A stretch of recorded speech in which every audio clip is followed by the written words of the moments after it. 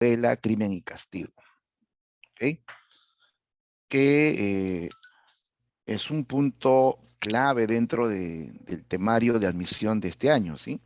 Hacer un análisis más detallado de Crimen y Castigo, ¿ok? Bien, nosotros ya hemos visto algunos aspectos previos, ¿no? Hemos visto el contexto del realismo ruso, hemos visto las características del autor, ¿no? De la narrativa de Dostoyevsky. Hemos visto también el argumento de Crimen y Castigo, y ahora vamos a pasar a hacer un análisis más detallado, ¿no? Acerca de los tipos de personajes, el manejo del tiempo y los espacios en Crimen y Castigo. ¿Listos? Listo, chicos, vamos a empezar. Ya, antes de empezar, a manera de recordar, ¿no? Puntos claves sobre Crimen y Castigo, quería compartirles un videíto que resume de manera muy práctica, ¿no? Eh, la idea de Crimen y Castigo. A un ratito vamos a compartir esto. Estás, a ver, por aquí. Ajá, aquí estás.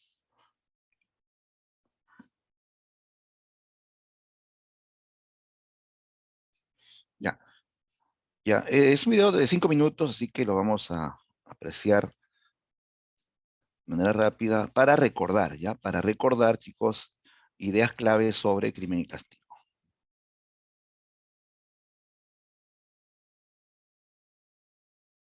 Ya, atención, observemos, ¿ah? Atentos, chicos.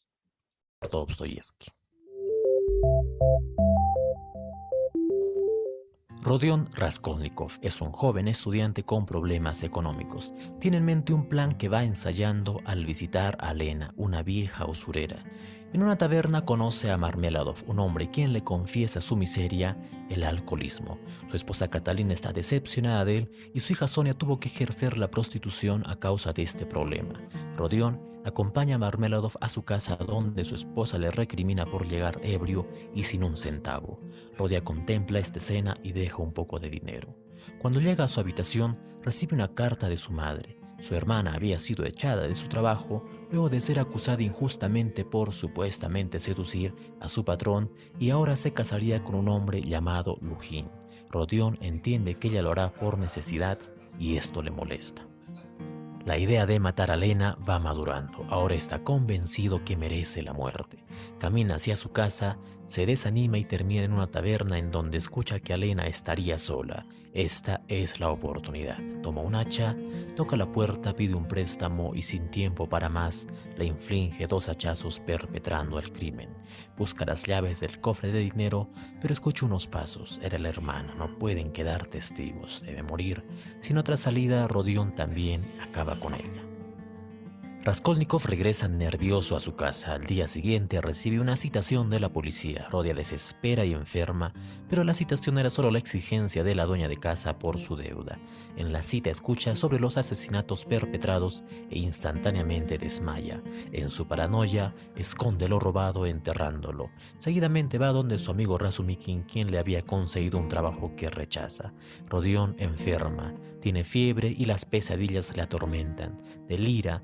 En sus alucinaciones ve al jefe de la policía y teme haberle soltado alguna confesión a Razumikin en sus delirios.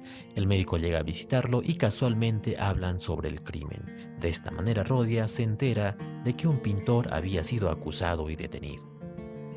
Llega a su habitación Lujin, el prometido. Rodion le recrimina por aprovecharse de la necesidad de su hermana. Una vez solo sale a caminar y siente que sus actos pesan más de lo que puede soportar. En el camino encuentra a Marmeladov, quien había sufrido un accidente. Estaba herido. Le queda poco tiempo de vida. Ve a Sonia, su hija, antes de morir y le pide perdón por no haber vencido al alcoholismo. Rodion costea su entierro con el dinero que su madre le había enviado.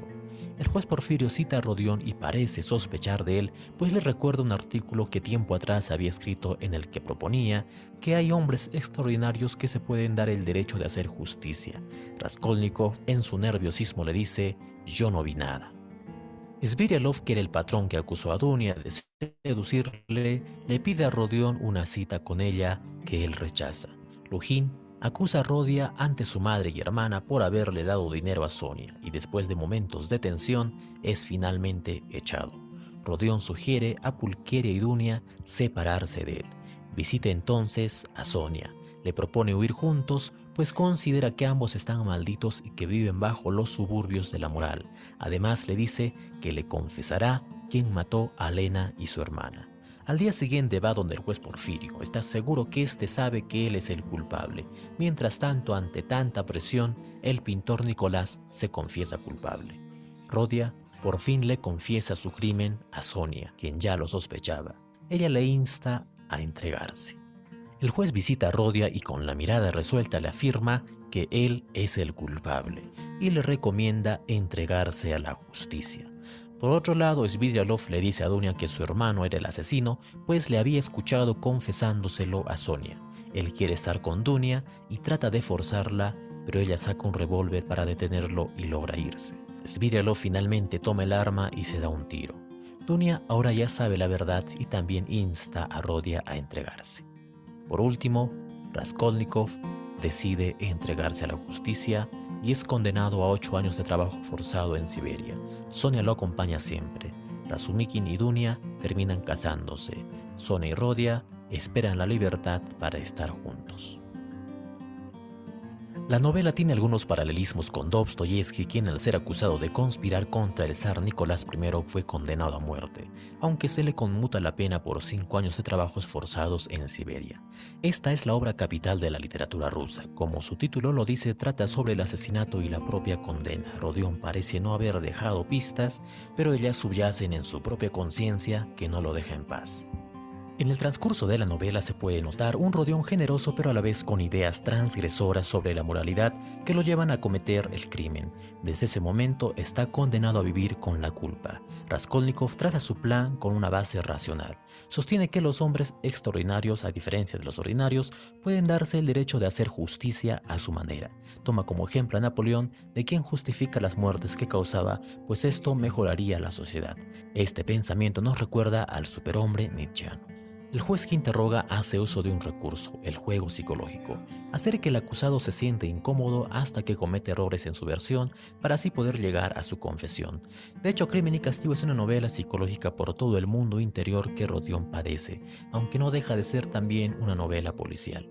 Además de plantear la culpa como tema, Crimen y Castigo presenta varias historias secundarias a través de sus personajes como el alcohólico Marmeladov y su redención antes de su muerte, o Sonia, la prostituta sumisa cuya fe en Dios le da más valor moral que varios personajes. Dostoyevsky esboza en su novela algunas referencias al cristianismo mediante la Biblia. La obra termina con la confesión, que es la liberación de la culpa y del sufrimiento, porque solo la confesión y la ejecución de la justicia devuelven a Rodión a la sociedad de la que es parte.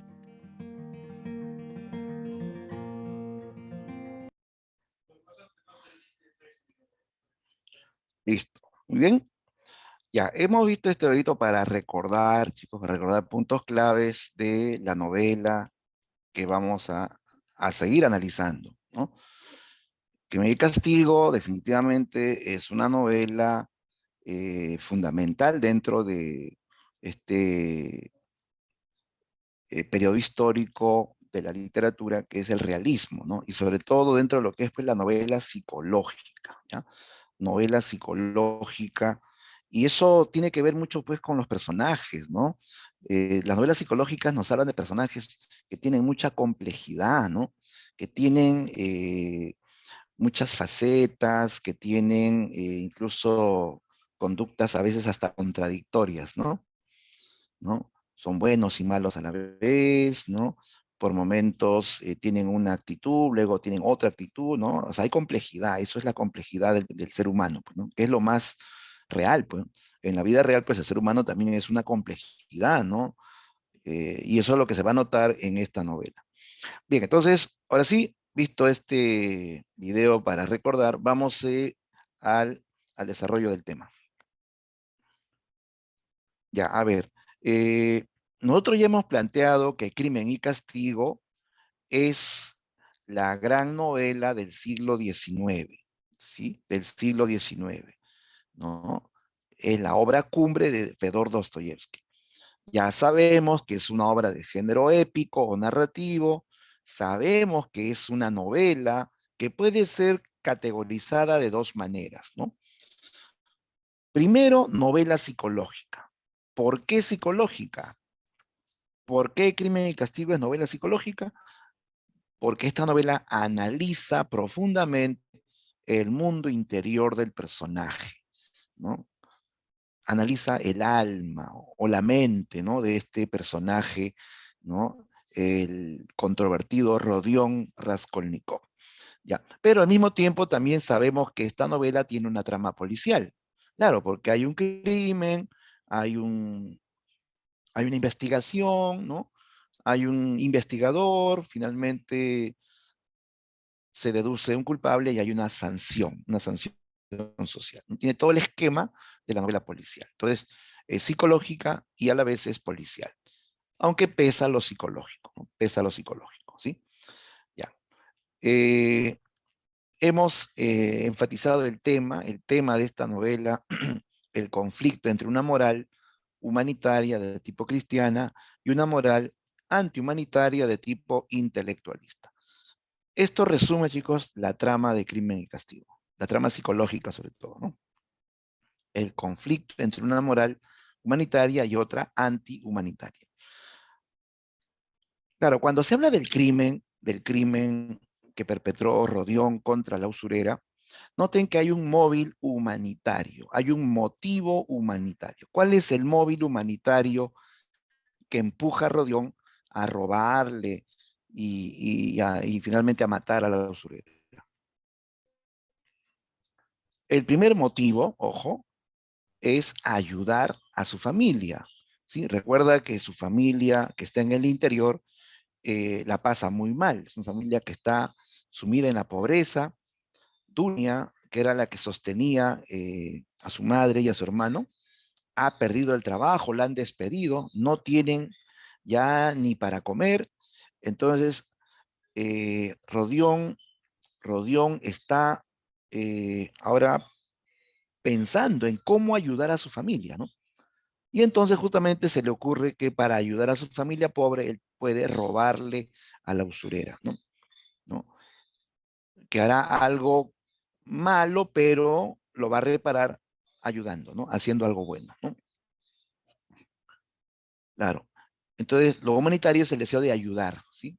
Ahora, dice que esto choca con la moral antihumanitaria de tipo intelectualista. ¿A qué se refiere con la moral antihumanitaria de tipo intelectualista?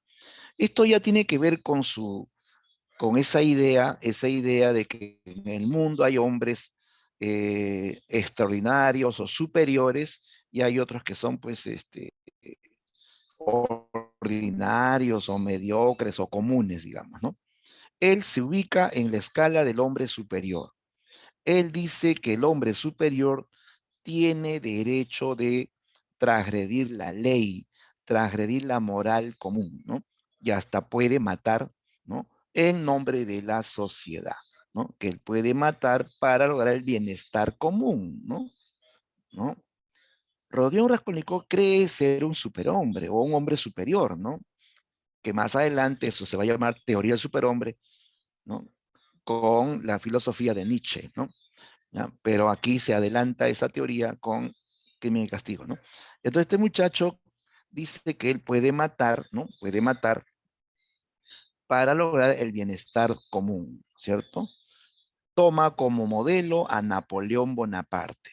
Napoleón que tuvo que tomar vidas, tuvo que pasearse por ríos de sangre para lograr un bienestar de la sociedad. Entonces, según Raskolnikov, Napoleón fue un hombre superior y él también pertenece a esa estirpe, dice, ¿no? Entonces dice que va a matar a la usurera para lograr un bienestar, ¿no? Entonces, esa es la teoría intelectualista, que es antihumanitaria porque se da derecho de matar. Y matar, pues, es antihumanitario, ¿no?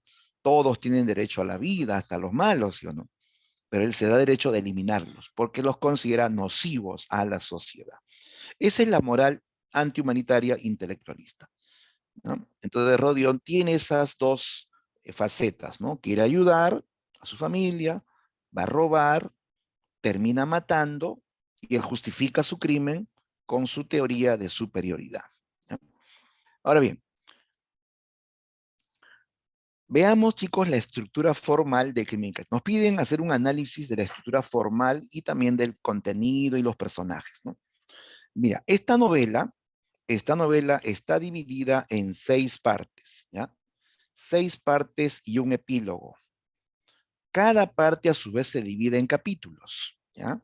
O sea, es una novela relativamente extensa, es extensa, chicos. Y por eso que a veces algunos pues no terminan de leerla, ¿no? Es extensa, tiene un montón de personajes, los nombrecitos en ruso, ¿no? Pero chicos, es una novela con la cual pues muchos eh, van a encontrar alguna coincidencia, alguna identificación, porque nos habla de la vida cotidiana, los conflictos que pueden tener las personas en la vida real, ¿no? ¿Sí? Y no digan pues que es aburrida, chicos, porque si me dices que esta novela es aburrida, me estás diciendo que tu vida es aburrida, porque aquí hablan de lo cotidiano, de los problemas que se ven comúnmente en la vida real, ¿no? En la vida real pues hay personas controvertidas, en la vida real hay personas que están sumergidas en el alcoholismo, o también hay prostitución, hay injusticias, hay pobrezas, hay personas que se van a rebelar también contra ciertas normas, contra la moral, ¿no? Entonces te das cuenta, eso tiene que ver con la vida cotidiana, con la vida real, ¿ya? Entonces esta novela tiene que ser vista desde ese modo, ¿no? Que esta novela se parece a la vida real, a la vida cotidiana, ¿no? Bien, además tiene un epílogo, o sea, tiene una especie de capítulo accesorio al final. Dicen que el autor hizo el epílogo porque al parecer a los lectores no le gustó el final. O sea, este final de que Rodión se entrega a la justicia, ¿no? A muchos no les gustó, porque al principio él pues se alucinaba hombre superior, capaz de barrer ciertas leyes, cierta moral, ¿no? Y librar al mundo de un ser injusto. Y el hecho de que al final fracase, se entregue, como que a muchos no les gustó. Así que el autor decide hacer un epílogo donde él va a añadir el asunto del juicio, donde él va a ser condenado, y la experiencia en Siberia, ¿ya? Donde tendrá su reencuentro con Sonia. Eso aparece en el epílogo, ¿ya? En el epílogo. Y habla de un Rodión, pues, que finalmente cambia, que deja atrás sus ideas anteriores y que dice ser ahora un hombre nuevo, gracias a Sonia.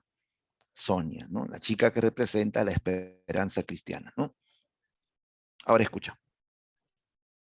Esta novela, ojo, no se entregó al público como ahora, pues que te dan un libro completo. ¿Ah? No, no, no. Crimen y Castigo se entregó al público en forma de folletín. Folletín. Era la forma de leer en esas épocas. En el siglo XIX no se entregaba el libro completo al lector. Se entregaba en fascículos, en folletos, ¿no? O sea, capítulo a capítulo, a través del periodismo, a través de revistas o diarios locales, la gente podía recibir los capítulos, ¿no? De Crimen y Castigo. O sea, tú ibas a tu puesto de periódicos, comprabas tu periódico y te vendían un capítulo de Crimen y Castigo. A la semana siguiente ibas y te daban el segundo capítulo. Y así el tercero hasta acabar el libro. Así se entregaba Crimen y Castigo al público, en forma de folletín, ¿ya?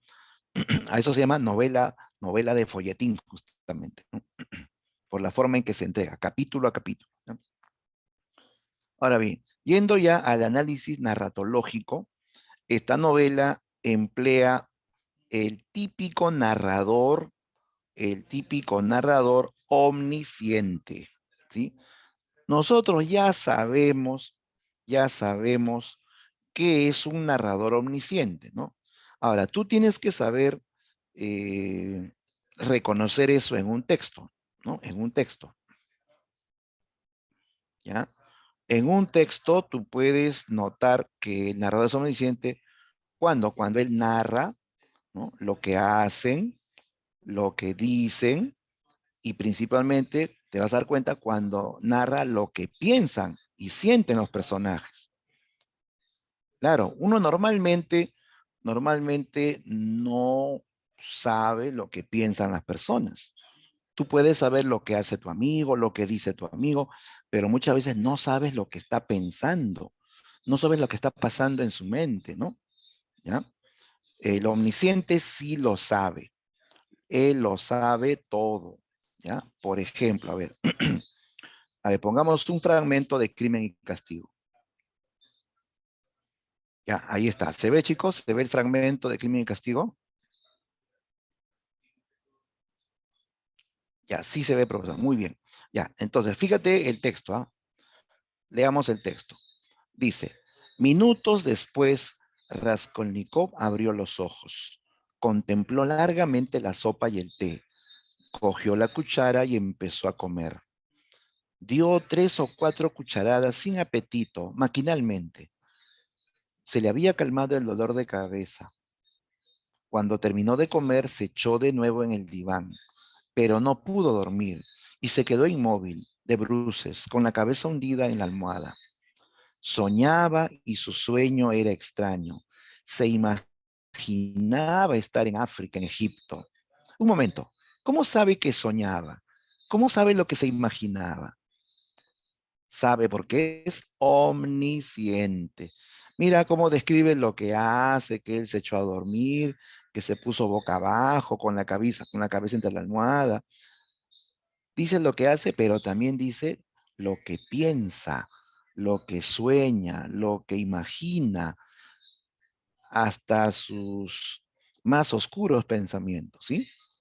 Entonces, un omnisciente es así, sabe todo sobre sus personajes, sabe hasta su futuro, sabe hasta cómo se va a morir, lo sabe todo, ¿sí? Ese es el omnisciente. Pero básicamente en un texto te das cuenta que es omnisciente porque sabe lo que piensa y lo que siente, que es algo pues que normalmente no se puede notar de manera directa, ¿no? En cambio, un narrador objetivo solamente sabe lo que hace, solamente capta lo que hacen y dicen los personajes, más no consciente se diferencia porque sí capta el pensamiento o sentimientos internos del personaje. ¿Listo? Muy bien, sigamos. Ya, entonces, el narrador es omnisciente, omnisciente. Eh, el tiempo.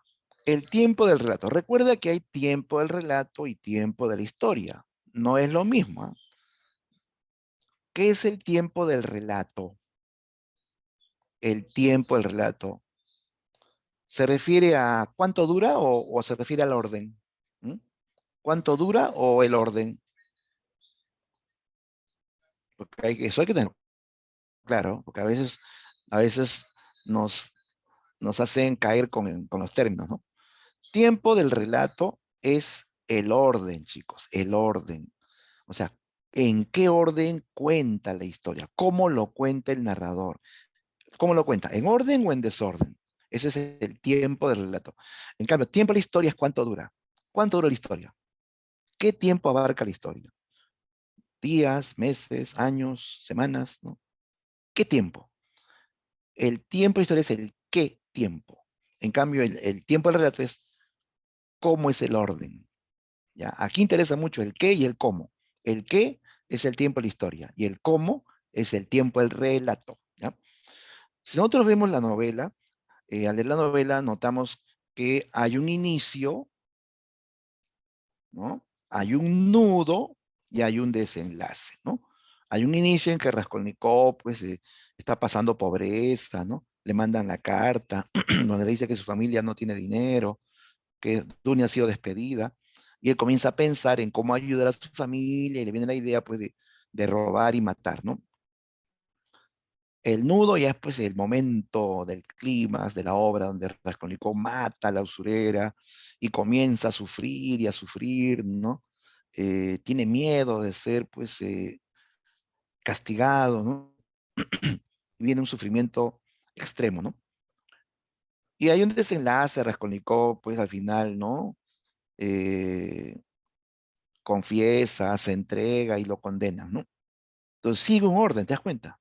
No comienza por el castigo, no comienza por el final o por la mitad, comienza por un inicio, ¿no? Valga la redundancia, ¿no? Entonces sigue un orden natural. Entonces el tiempo del relato es lineal, lineal porque sigue un orden lógico y cronológico, ¿sí? Aquí no hay flashback, ¿ah? Aquí no hay raconto, no hay saltos en el tiempo. Se sigue un orden lógico y cronológico.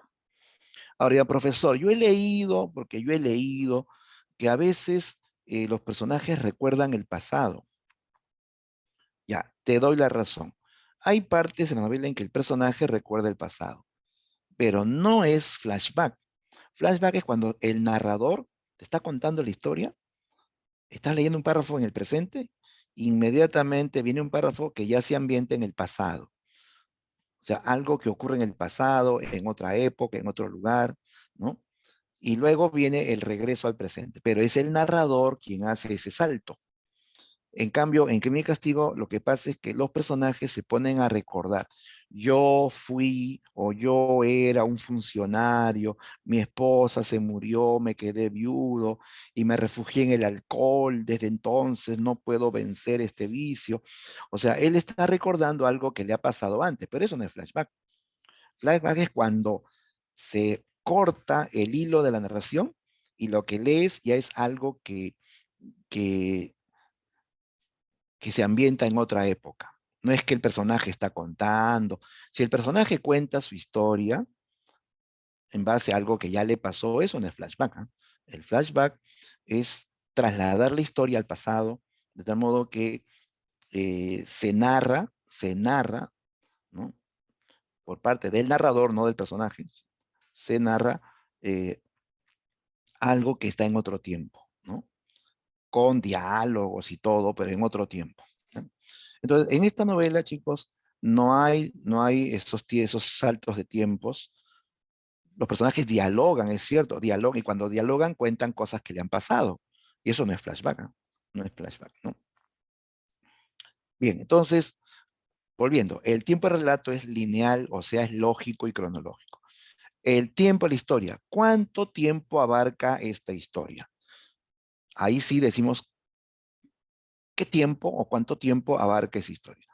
De principio a fin, se da a entender que transcurren aproximadamente 9 meses, ¿ya? 9 meses. Desde que Rodión comete el crimen, luego de haberlo planeado, ¿no?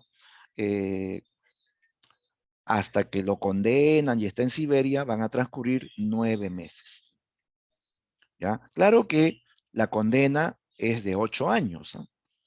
Pero no se describen los, los años de condena, ¿no? La obra termina cuando Raskolnikov, ¿no? Ya pues confiesa y va a ser condenado. Pero, en el epílogo, en el epílogo nos dicen que ya pasó un año.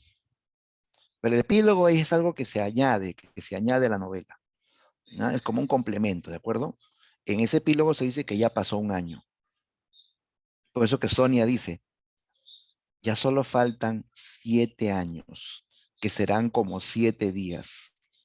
Cuando todo esto termine, empezaremos una nueva vida juntos, ¿no? Ya, entonces en el epílogo ya se hace alusión que pasó un año de prisión y faltan 7 años más porque son 8 años de condena, ¿no? Ya, pero la historia principal, la novela construida con inicio, nudo, desenlace, ¿no? Abarca 9 meses aproximadamente, ¿no? Ahora, el estilo. El estilo es sencillo. Claro, estamos hablando de una novela realista y la novela realista usa un lenguaje sobrio, no tan poético, no tan adornado, ¿no? Es culto, sí, pero al mismo tiempo capta el habla real de los personajes. Cuando los personajes dialogan, utilizan pues su lenguaje cotidiano, su lenguaje coloquial, ¿de acuerdo? Es un lenguaje también descriptivo. Claro, los realistas son muy descriptivos, detallan minuciosamente cómo es el lugar, cómo están vestidos, cuántos botones tiene su saco, cómo están los zapatos, si están limpios, están sucios. O sea, te describe así minuciosamente eh, personajes y ambientes. Y no te olvides que en cuanto al estilo también, Crimen y Castigo está cargado de abundantes diálogos, ¿ya? Abundantes diálogos, ¿ya? Se puede decir que hay más diálogo que narración, ¿ah? En esta novela hay más diálogo que narración. Y eso da paso a una característica. Esto de que da mucha importancia a los diálogos, que hay muchos diálogos, a eso se llama, a eso se llama tendencia a lo dramático, ¿ya? Tendencia a lo dramático. No es porque sea de género dramático, no es porque sea teatro. Se dice tendencia al género dramático es porque hay abundantes diálogos, abundantes. Y eso nos permite conocer cómo son los personajes. A través del diálogo vamos a ver quién es el bueno, quién es el malo, quién es el canalla, quién es el bondadoso, quién es el atormentado, en fin, ¿no? El diálogo nos permite conocer un poco más de cómo son los personajes, ¿no? Ya, esto sería, chicos, en cuanto a la estructura formal, ¿ya? Entonces tiene 6 partes y un epílogo. El narrador es omnisciente porque todo lo sabe. El tiempo del relato es lineal o lógico. El tiempo de la historia, 9 meses. En el epílogo se hace alusión que ya pasó un año, ¿no? Un año más, ¿no? Pero ojo, no se describe el año, pues. Es como ha visto en las películas, un año después, ¿no? O 5 años después, inmediatamente sale la imagen ya de ese tiempo que avanzó, ¿no? Pero no se describen esos tantos años que han pasado, ¿no? Igual acá. Un año después, Sonia visita a Raskolnikov en la Siberia, ¿no?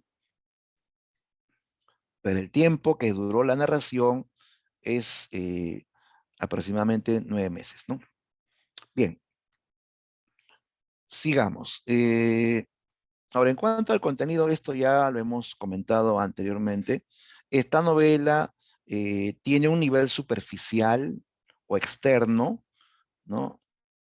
Que coincide con una trama policial, ¿no? Hay un crimen, una investigación, hay una sanción social. Tiene también un nivel profundo, que es lo más importante. En el nivel profundo o interno, en esta novela se desarrolla el conflicto interno, ético y psicológico del protagonista. Por eso que es novela psicológica, ¿no? Porque nos habla del conflicto interior del protagonista. La novela habla más de eso, ¿no? La novela describe lo que está pasando en el interior de Raskolnikov, todos sus miedos, su sufrimiento, también al comienzo su soberbia de creerse superior, ¿no? Después su frustración de haber fracasado, porque este muchacho fracasa, ¿no? Él tenía un ego inmenso, soy un hombre superior, un Napoleón moderno, y al final, ¡pum!, su conciencia lo tumba por el suelo, ¿no? Y al final, pues, se arrepiente. No, no se arrepiente de haber matado a los Ulacé. Él, digamos, confiesa, ¿no? Confiesa, se entrega, ¿no? Eh, pero nunca se arrepintió de haber matado a la usurera, ¿no? Se arrepiente de haber fracasado como superhombre o hombre superior, ¿no? Ya, otra cosa, chicos, creo que sí les dije, por si acaso, la teoría del superhombre no comienza con Crimen y Castigo, ¿no? ¿Quién planteó la teoría del superhombre? Filósofo muy conocido y controvertido también, el famoso Friedrich Nietzsche, ¿no? Nietzsche o Nietzsche, ¿no? Pero Dostoyevsky fue antes, vivió antes que Nietzsche. Y Nietzsche, a pesar que él es ateo y Dostoyevsky era cristiano, él admiraba a Dostoyevsky y notó en su obra ya esa idea pues del hombre superior que transgrede la ley, ¿no? Que trasleye la moral común, ¿no? Y se da derecho pues de matar, ¿no? Entonces, Dostoyevsky fue un antecedente, ¿no? Un antecedente de la teoría del superhombre, ¿ya? En algunos libros dice al revés, ¿no? que Dostoyevsky tomó la idea de Nietzsche. No, es al revés. Nietzsche tomó la idea de Dostoyevsky, ¿no? ¿No? ¿Ya? Y no solamente Nietzsche, también Sigmund Freud tomó algunas ideas de Dostoyevsky también, ¿no? Muy bien, sigamos. Y ahora sí, vamos a analizar los personajes, ¿ya? Los personajes de Crimen y Castigo, ¿ya? Bueno, tú ya sabes que a los personajes se les clasifica según su grado de relevancia, según su complejidad, según su transformación, ¿cierto? Ya, a ver, eh, veamos, personajes según el grado de relevancia. Ya ahí tenemos que distinguir al personaje principal, al personaje secundario, al personaje incidental, o también se le llama episódico, ¿no? Episódico, ¿no? Bien, a ver, personaje principal, ya sabemos, es aquel que organiza los acontecimientos centrales de la obra, se vincula con el tema central, tiene un rol fundamental en su desarrollo, obvio, ¿no? Este es el protagonista, es el que tiene la mayor atención del lector, como dicen, se le da más cámara, ¿no? Él es el eje de la historia. Puede ser uno, pueden ser varios, ¿ah? Obviamente aquí el personaje principal más conocido es Rodion Raskolnikov. Se puede decir que él es el héroe, entre comillas, el héroe de esta historia, ¿no? ¿No? El que va a vivir toda esta experiencia y este conflicto interior, ¿no? Tras el crimen, ¿no? Luego vamos a detallar a otros personajes, eh, ¿no? Principales de la obra, ¿ya? Pero sigamos nombrando. Ya tenemos entonces como protagonista a Rodion Raskolnikov.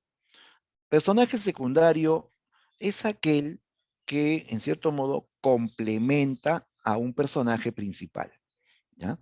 Su presencia es complementaria. No significa que sea, pues, solamente un subordinado, que si desaparece no interesa, no, no. Complementario en el sentido de que él se vincula con el protagonista o con el personaje principal. Puede estar a favor o puede estar en contra, pero se relaciona mucho con el personaje principal, ¿ya? No necesariamente tiene que estar a favor, ¿eh? Puede estar en contra, puede oponerse al protagonista, ¿no? Pero lo complementa, ¿no? Le da sentido al personaje principal, ¿ya? Ejemplo, el policía Porfirio Petrovich, que es llamado juez e inspector, ¿no? Él es un personaje que se relaciona con Raskolnikov, ¿sí o no? Claro, él investiga a Raskolnikov, él descubre que este muchacho, a pesar que no tiene pruebas, ¿no? Tiene ciertas teorías, ¿no? Esta teoría de que hay hombres extraordinarios y hay hombres ordinarios, que él admira mucho a los hombres superiores y él se siente igual, ¿no? Él llega atando cabos a que él es el que mató a la usurera, ¿no? Y en cierto modo lo llega a admirar.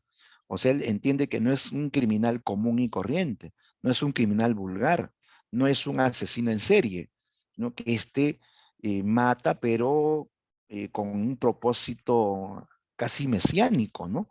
De querer ayudar, de querer salvar, ¿no? A otros, ¿no? Por eso él lo llega a admirar, ¿no?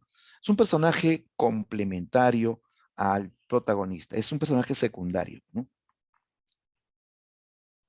Bien, también hay personajes incidentales. El incidental, recuerda, es aquel que aparece muy poco en la historia, pero su presencia no es por las puras, ¿no?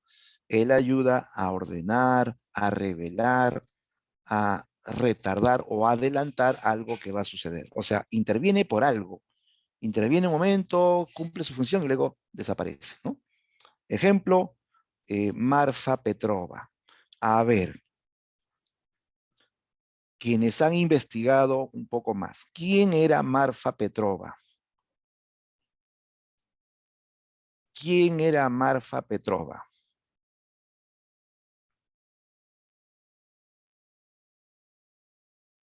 Es un personaje episódico, es cierto. Aparece poco, pero aparece por algo, ¿no? A ver, ¿quién lo dice?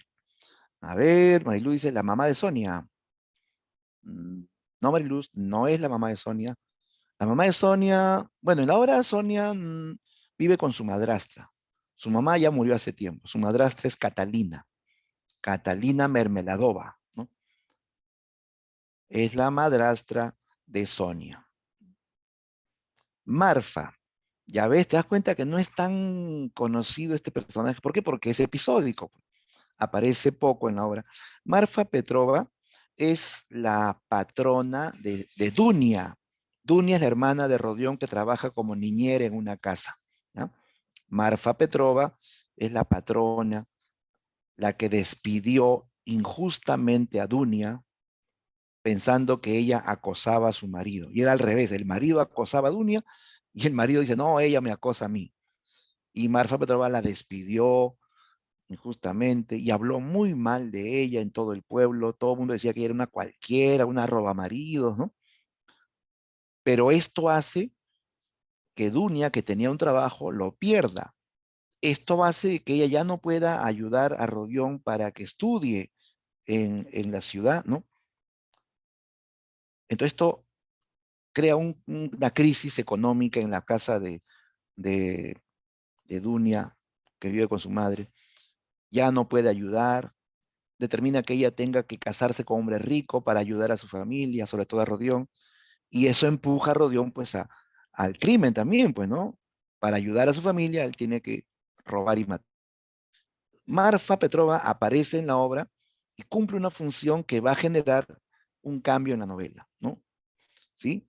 Entonces, pero como aparece poco, es incidental o episódica, ¿ya? Bien, entonces hemos recordado el concepto de principal, secundario e incidental. Ahora, cuando tengas duda entre secundario e incidental, porque eso es lo que más sucede, ponte a pensar, ¿este personaje complementa a un principal? Si es así, es secundario. Y si no, es incidental nada más, ¿no? Bien, sigamos. A ver, personajes principales en Crimen y Castigo. Ya, los personajes principales son aquellos que se vinculan con el tema central de la novela. Ya sabemos que el tema es este conflicto entre una moral humanitaria de tipo cristiana y una moral antihumanitaria intelectualista. En torno a este tema giran tres personajes: Rodion Raskolnikov, Sonia Semenovna y Alión Ivanovna, ¿no? Y a ver, Rodion Raskolnikov. A ver, ¿qué sabemos de Rodion Raskolnikov? ¿Cómo es Rodion Raskolnikov? A ver, chicos, ustedes que han leído la obra, ¿no? ¿Cómo es Rodion? ¿A qué se dedica? ¿No? ¿Cómo es él? ¿No? A ver, comentarios, por favor, sobre Rodion Raskolnikov, que es el personaje principal, es el protagonista, ¿no? De esta novela, ¿no?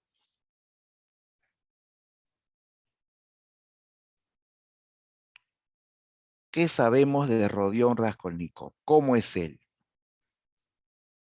¿A qué se dedica? ¿O a qué se dedicaba también, ¿no? Ya, muy bien, Eric, nos dice, profe, era un estudiante de Derecho. Igual dice Mariluz, estudiante de leyes. Claro, es lo mismo, ¿no? Era un estudiante de leyes, correcto. ¿Cómo era? ¿Era pobre? ¿Era rico? ¿De clase media? ¿Cómo era él?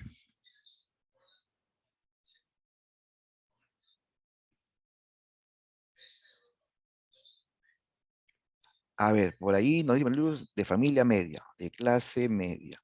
O sea, no pobre ni rico, ¿no? Bueno, si nos ajustamos a la obra, Rodión, ¿cómo vive? Mire, vive en un cuartito chiquito, apenas entra una cama, una silla, una mesa, es prácticamente un escondite, ¿no?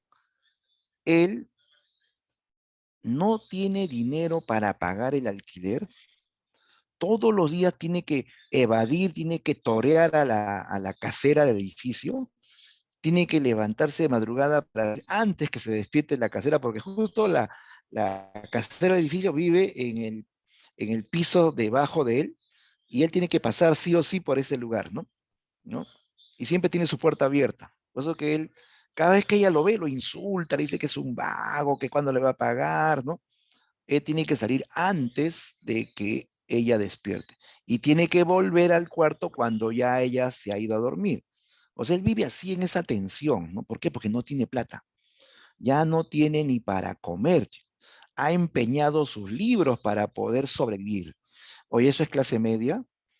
No, pues es pobre, ¿sí? Es clase baja, muy pobre. Él vive en una situación de miseria.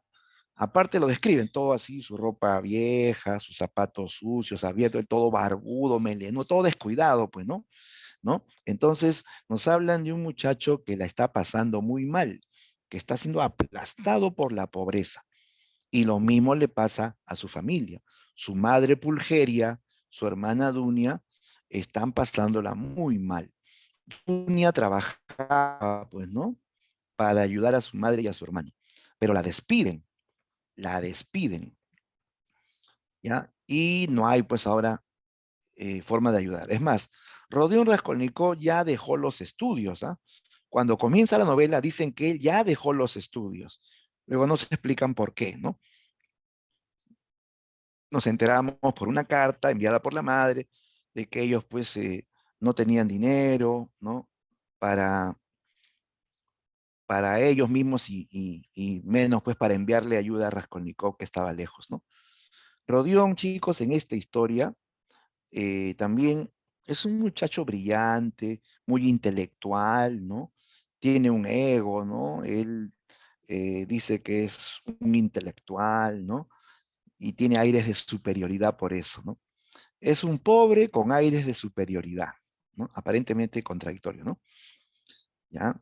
Es que es un muchacho que ha leído bastante y tiene ideas bastante transgresoras, ¿no?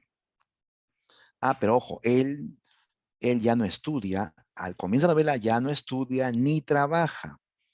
Día tras día, semana tras semana, se la pasa vagando. Sí, pues podríamos decir que es un vago, ¿no? No trabaja ni estudia. Y cuando la chica que hace la limpieza en el edificio le dice, ¿por qué no trabajas?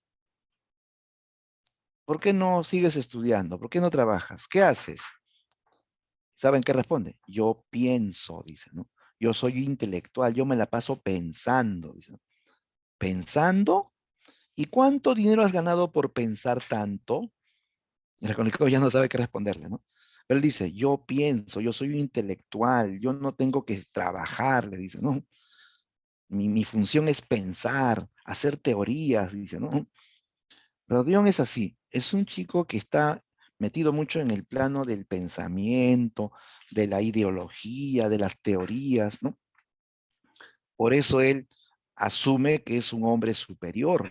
Él dice que en el mundo hay hombres extraordinarios y hay hombres ordinarios, que hay hombres superiores y hay otros que son mediocres o inferiores. Él tiene esa teoría, ¿no? ¿No? Y de ahí pues va a plantear o va a planificar este crimen. Raskolnikov mata a la usurera tras considerarla un ser inútil y nocivo a la sociedad, ¿no? Y también robándole podrá ayudar a su familia pobre, ¿no? Entonces, ahí nota, ahí se ve pues este móvil humanitario y antihumanitario a la vez.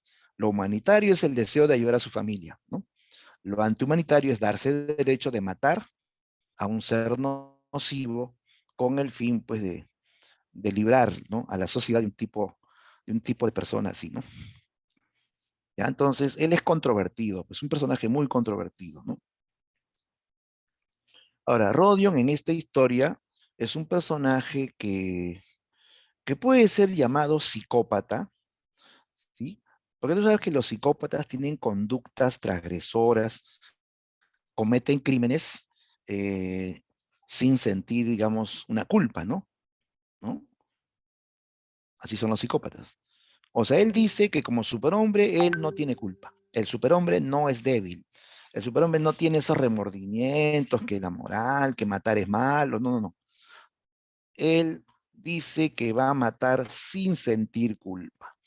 Pero una cosa es la ideología y otra cosa es la práctica, ¿sí o no?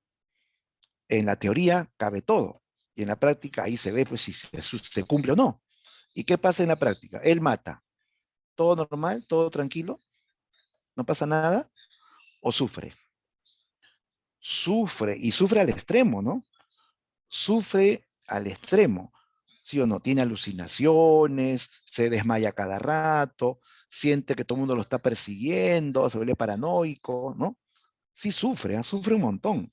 O sea, sí hay una conciencia de culpa en él, ¿no? Sí hay una conciencia de culpa, ¿no? Que lo atormenta y lo atormenta hasta el punto después de que tener que confesar, ¿no? Y entregarse, ¿no?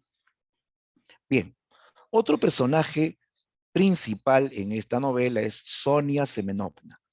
¿Quién era Sonia? ¿Quién era Sonia? ¿No? Bueno, esta chica puede ser descrita también desde varios ángulos. Es una muchacha, digamos, buena, que se sacrifica por su familia, que quiere ayudar también, pero al mismo tiempo es una mujer que se prostituye, es una mujer que transgrede, ¿no?, la moral también, porque, ¿no? Eh, va pues contra la moral, ¿no?, oficial, ¿no? Ser meretriz, vender su cuerpo a cambio de dinero, ¿no? Sonia en esta historia vive un drama familiar también, ¿ah? Ella es hija de un exfuncionario que es alcohólico llamado Marmeladov. Bueno, unos traducen Marmeladov, otros traducen Mermeladov. Es lo mismo, ¿eh? Es hija del alcohólico Marmeladov, ¿no? Que es un borrachín que no puede con el vicio, ¿no? Que nadie le da trabajo porque es borracho, siempre que consiga un trabajo lo terminan votando porque no va a trabajar porque se quedó borracho, se quedó dormido, ebrio, ¿no? Ella es hija de alcohólico. Ella vive con su madrastra Catalina, con su padre Marmelador, que para borracho o dormido, ¿no? Tiene hermanitos menores que no son hermanos de sangre, son los hijos de Catalina, porque ella se casa con Marmelador ya teniendo 3 hijos, todos niñitos, todos así hambrientos, que lloran de hambre, ¿no? Ante tanta miseria, Sonia se prostituye. Ya, pero ojo que ella no es una prostituta común, vulgar, así como Rodión no es un criminal vulgar, ¿no? Ella tampoco es una prostituta vulgar. Ella se prostituye para mantener a su familia en miseria, para ayudar a su familia en miseria, ¿ya? O sea, vemos aquí esto de la solidaridad con los que sufren, ¿no? Rodión se solidariza con los pobres que sufren por culpa de Aliona, que les quita sus bienes, que los hace más pobres, que los humilla, ¿no? Igual Sonia. Sonia se solidariza con su familia pobre, con sus hermanos o sus medio hermanos que tienen hambre, con Catalina, que es su madrastra y se está muriendo de tuberculosis, ¿no?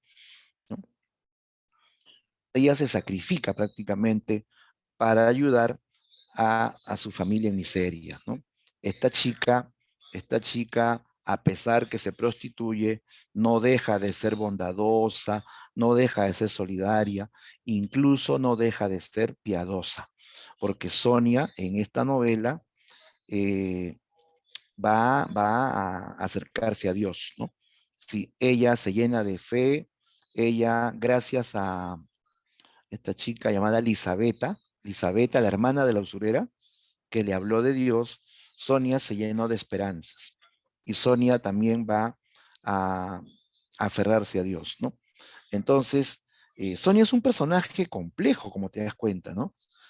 Hay varias facetas, la faceta de hija, la faceta de prostituta, la faceta de mujer piadosa, ¿no?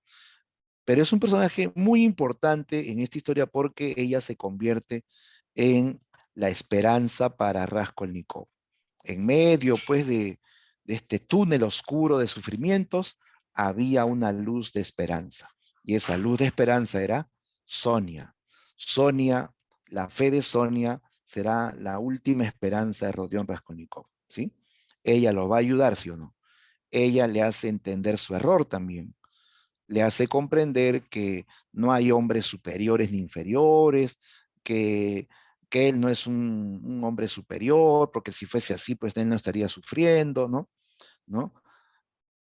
Ella dice, yo sería entonces una persona inferior, una parte del rebaño, pero esta mujer del rebaño te va a ayudar, dice, ¿no?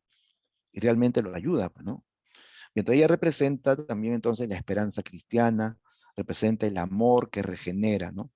Que regenera a este loco, a este hombre que se ha enfermado del alma, ¿no? ¿No? Bien, otro personaje también relevante es la usurera, Aliona Ivanovna. ¿Cómo es Aliona? Aliona, pues, es una vieja desagradable, tacaña y usurera, desalmada, ¿no? Que a los pobres los vuelve más pobres.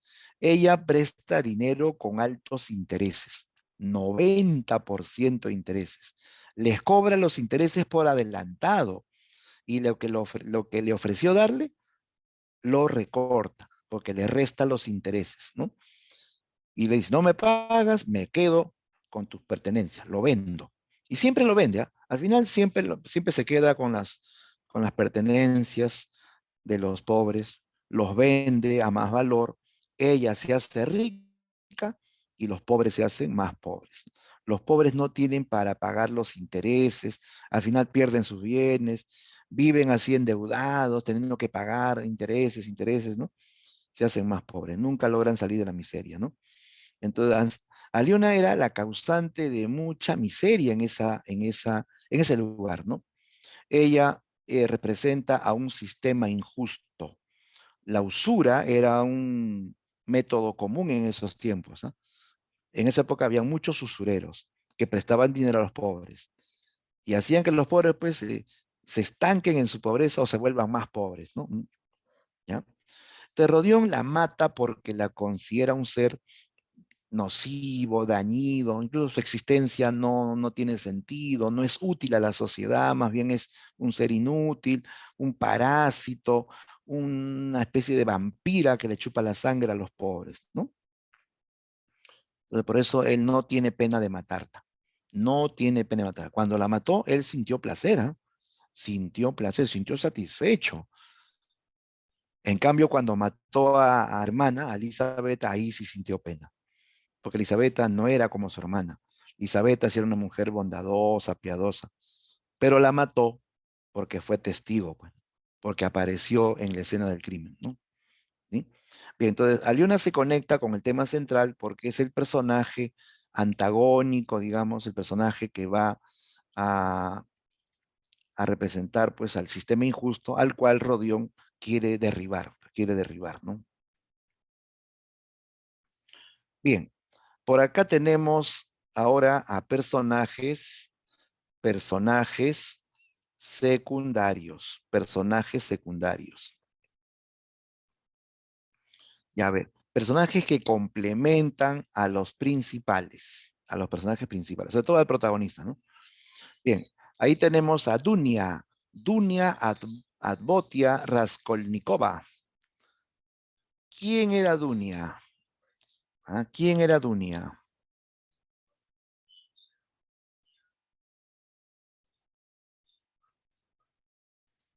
Dunia es, no la confundan con Sonia. Dunia es la hermana, pues, ¿no? Claro, es la hermana de Raskolnikov, hermana de Rodión, ¿no? Claro, Dunia en esta obra apoya a Rodión. Ella lo ayudaba en sus estudios. Ella quería que Rodión acabe sus estudios de leyes, ¿no? Ella se sacrificaba por Rodión.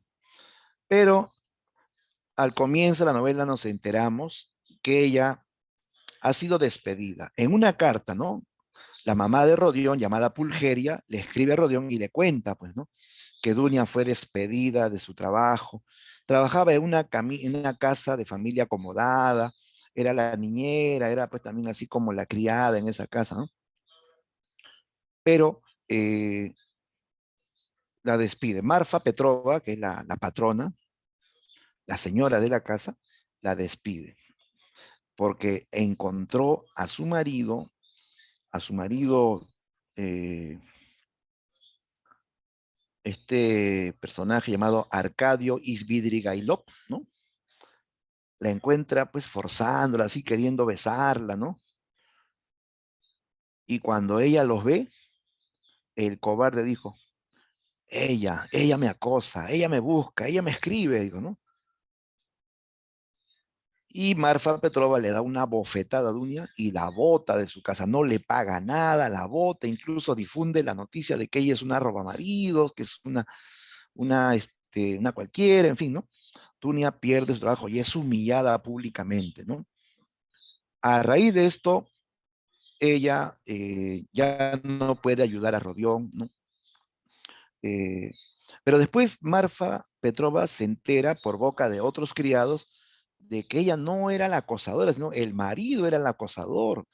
Ese marido, pues, tenía la idea, pues, antigua esa de que la criada tenía que someterse al patrón, ¿no? De que la criada entraba a la casa, cama adentro y patrón encima, ¿no? Así pensaba ese tipo, ¿no? Ya, pues entonces se descubre la verdad. Entonces, Marfa Petrova se arrepiente, le pide perdón a Dunia, incluso le presenta a un amigo, un pariente, ¿no? Lucín, ¿ya? Le dice que él es un hombre soltero, que es un abogado de buena posición, que es un hombre rico, ¿no? Y que él está enamorado de Dunia, que siempre ha preguntado por ella, ¿no? Ya, pues, ¿no? Dunia entonces decide casarse con este abogado adinerado, el cual no ama, no lo ama, pero ella se va a casar para ayudar a su hermano, para que él pueda seguir estudiando, ¿no? Aparte, como es abogado, tiene su estudio de abogado, de repente ayudará a su hermano cuando ya termine la carrera, ¿no? O sea, ya pensaba en todo eso, ¿no? Ella se sacrifica, se va a casar con este hombre al cual no ama. Y de paso, porque este tipo llamado Lucín, es un, es un tipo canallesco, pues, es un tipo que no ama a nadie, ¿ah? Solo se ama a sí mismo, ¿no? ¿Ya? Solo se ama a sí mismo. Él es un tipo egoísta que solamente quiere tener a Dunia, ¿no? No la ama de verdad, ¿no? Y cree que porque tiene dinero, pues esta muchacha pobre se va a someter a él, ¿no? Ya, entonces el asunto es que eh, este plan de casarse con Lucín, ¿no? Hace que se dé este momento clave en que Rodión decide actuar, o sea, pasar del plano de la teoría a la práctica, o sea, aplicar la teoría de que él es un hombre superior y puede matar con derecho, ¿no? Así entonces, Dunia se convierte en un personaje que complementa a Rodión porque lo ayuda y su decisión de casarse determina que Rodión ponga en práctica el plan de matar a la usurera, ¿ya? También Dunia incluso lo acompaña en la pena, en el sufrimiento. Ella lo visita en San Petersburgo, que es el escenario de los hechos, e incluso también lo va a visitar cuando él está en Siberia, ¿ya? Ella va a visitarlo a la condena, ¿no? Bien, otro personaje secundario es Prior Lucín. Este es el abogado adinerado que pide la mano de Dunia. Ella acepta porque su poder económico salvaría a su familia, ¿no? Lucín es un tipo que al final va a ser rechazado. Cuando Rodión se entera de que Dunia se va a casar con él se molesta, él no quiere que ella se sacrifique por él, no quiere que ella haga esto para que él siga estudiando, ¿no? Rodión, eh, cuando ya vienen a verlo su madre y su hermana, se enfrenta a su hermana, le prohíbe que vuelva a ver a ese tipo, viene Lucín es atacado por Rodión, Rodión lo detesta, dice, eres un aprovechador, crees que porque tienes dinero puedes tener a esta muchacha humilde, ¿no? Es mi hermana, ¿no?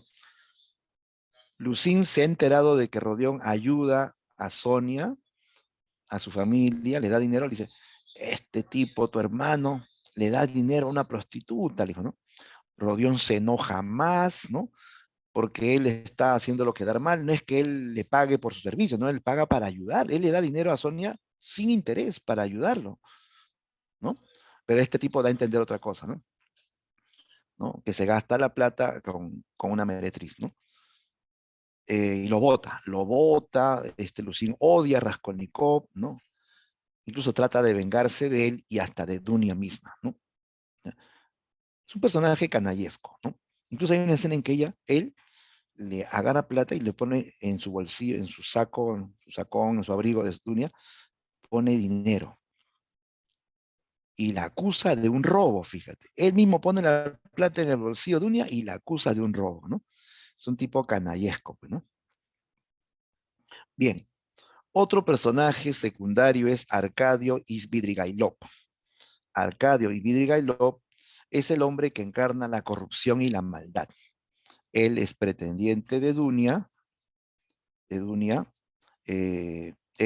bueno, es el que la acosaba, ¿no? El que la acosaba en la casa cuando ella era niñera, ¿no?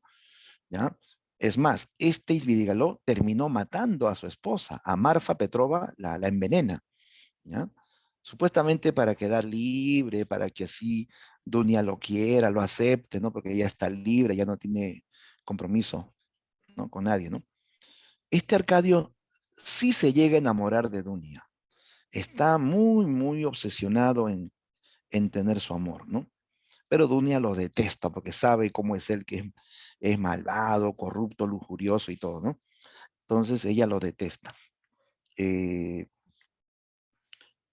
Svidrigailov también va a ser testigo de la confesión de Rodión. Él escucha la escena cuando Rodión le confiesa a Sonia que él mató a la usurera y a su hermana, ¿no? ¿No?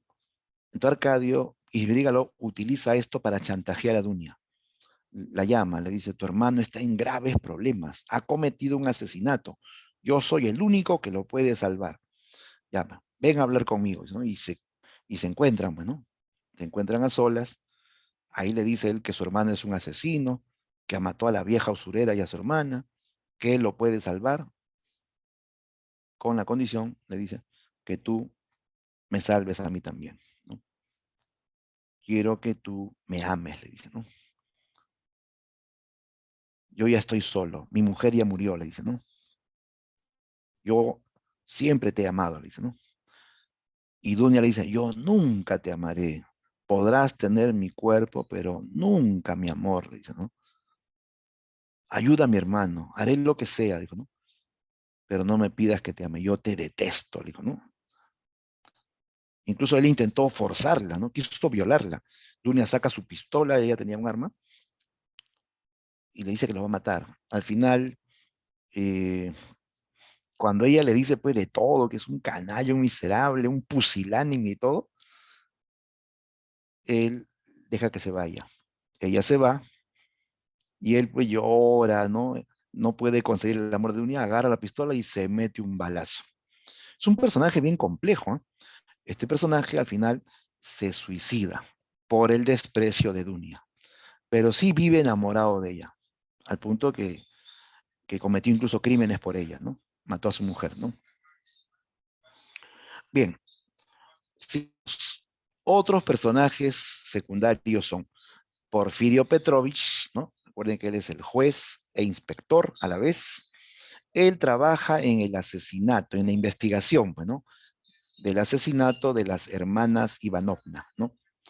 A través de las conversaciones con Raskolnikov, de marcado nivel intelectual, descubre quién es el asesino, ¿ya? Él conversa con Raskolnikov, él les hace jueguitos psicológicos, pues, le hace preguntas, vuelve a hacer la misma pregunta después para ver que, para hacerlo caer, pues, ¿no? Para ponerlo nervioso, para incomodarlo, ¿no? Pero él va descubriendo poco a poco, ¿no? Que este muchacho tiene esas ideas de darse derecho de matar. Incluso Raskolnikov había escrito un artículo para una revista donde habló de eso, de que en el mundo hay hombres ordinarios y extraordinarios, que los extraordinarios tienen derecho a barrer la ley, la moral, en nombre de la sociedad, ¿no? Y pone como ejemplo a Napoleón Bonaparte, ¿no? Entonces, este inspector va descubriendo todo esto. Incluso él lo visita cuando él está enfermo y escucha sus delirios, que está dormido, habla, ¿no? Habla del crimen, ¿no? Tiene una especie de cargo de conciencia, ¿no? O sea, él va atando esos cabos y llega a la conclusión de que él es el asesino. pero no tiene pruebas objetivas, pues, ¿no? Solamente así algunas reacciones, algunos delirios, ¿no? Deducciones que él hace, pero no tiene pruebas concretas. A pesar que no tiene pruebas concretas, él sabe que Rodión es el asesino, ¿no? Él lo va acorralando, le va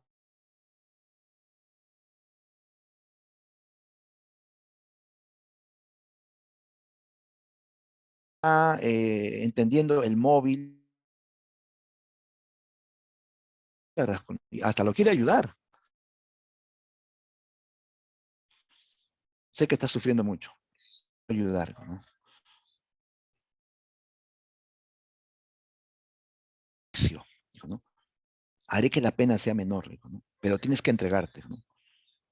Rodión se niega hasta el final, ¿eh? Él dice que él no es un criminal, que lo están haciendo o quieres hacerme caer con tu jueguito psicológico, ¿no? Entonces este policía, pues que se convierte en la sombra de Raskolnikov y que intenta también ayudar a Raskolnikov, ¿eh?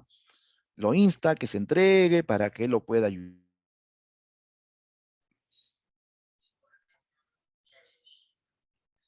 Bien, por acá a la derecha tenemos a Pulgeria. ¿Quién es Pulgeria Raskolnikova?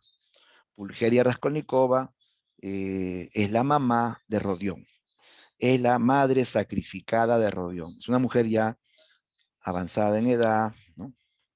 Eh, una mujer que se sacrifica por, su, por sus hijos. Ella es humilde, paciente, y como toda madre, pues lo quiere dar todo para que sus hijos puedan ser felices. Ella es viuda, quedó viuda a los 43 años, ella recibe una pensión irrisoria que apenas le alcanza para sobrevivir, ¿no? Eh, es una mujer,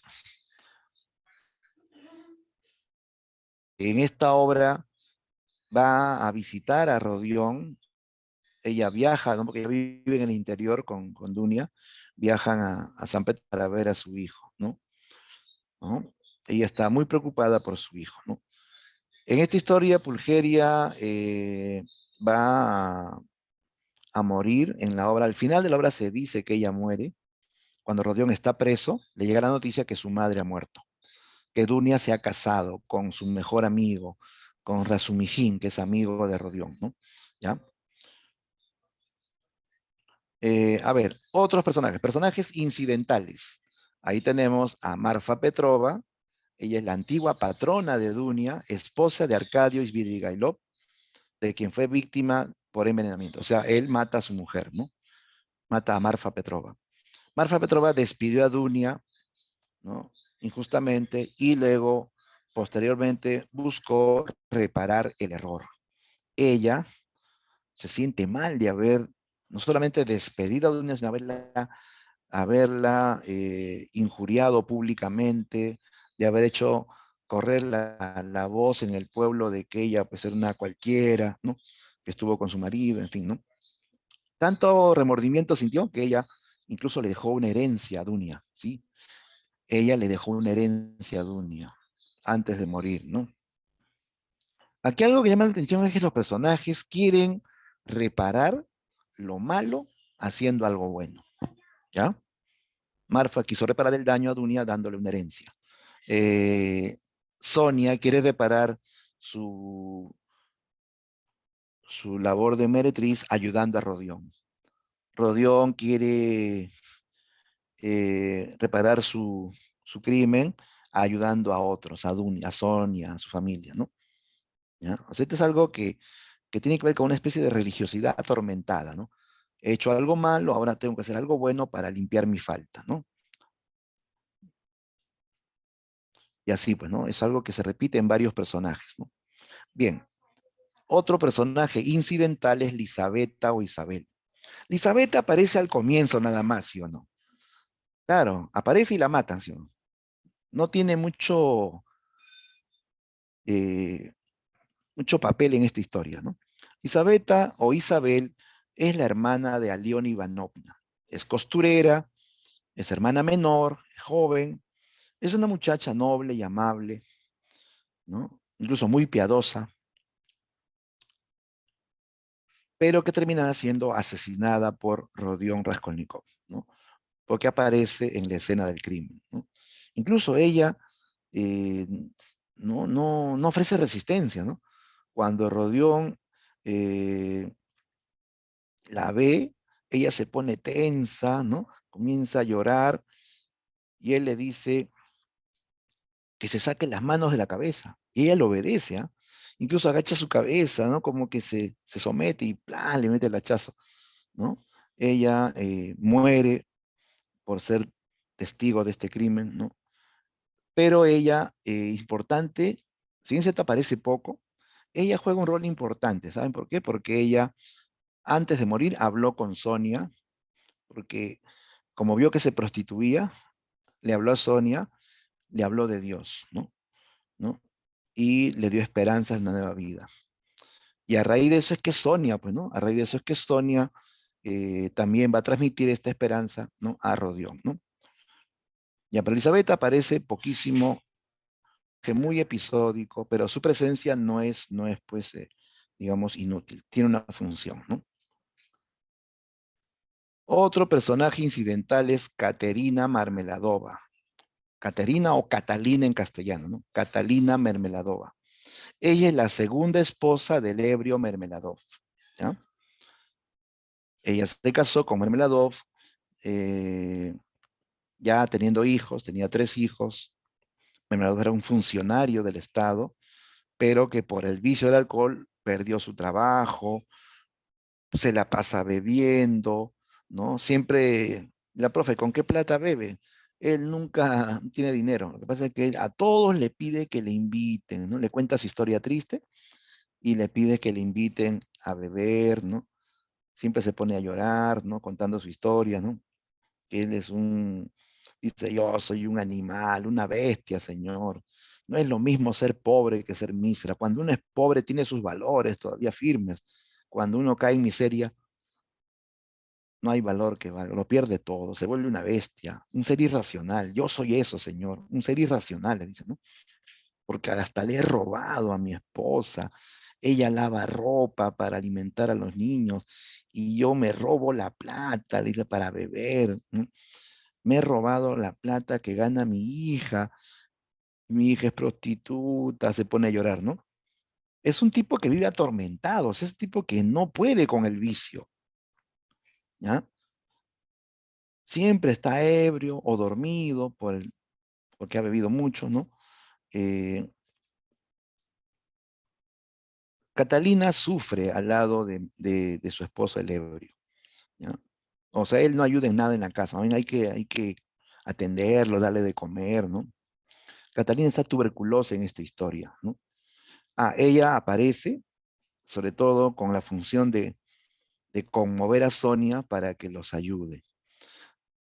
Ella llorando le dijo que no tenían que comer, que los niños no habían comido desde el día anterior, que estaban llorando de hambre, que ella se estaba muriendo de tuberculosis, ¿no?